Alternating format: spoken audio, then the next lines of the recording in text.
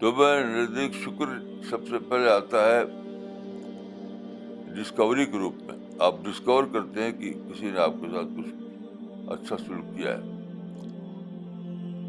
پھر اس ڈسکوری سے آتا ہے اکنالج کرنا, دل سے ماننا.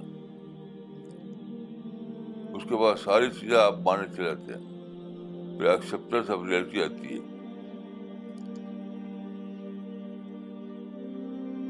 دنیا میں جتنا بھی آپ کا معاملہ ہے سب اسی پہ بیس کرتا ہے کہ آپ کے اندر ایکسیپٹنس آف ریئلٹی ہو.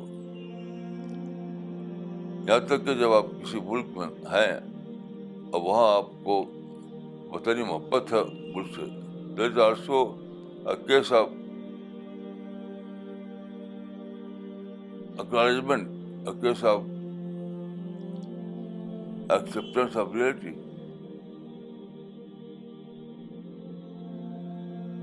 یہ کسی ملک سے جہاں آپ رہتے ہیں اس سے وطن تعلق آپ کو نہ ہو, اس معنی کہ آپ کے اندر وہی نہیں ہے, بیس ہی نہیں موجود ہے دین کی, یعنی ایکسیپٹنس آف ریئلٹی کی بیس ہی موجود ہے.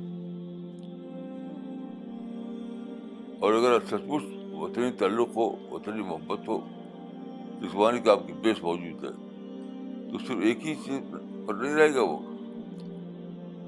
بہت چیزوں تک پھیلے گا. وہ وطنی تعلق پر نہیں رہے گا, وہ اللہ سے تعلق تک جائے گا. وہ تو میں سمجھتا ہوں کہ یہ اسلام کی بیس کا معاملہ ہے, بنیاد کا معاملہ ہے.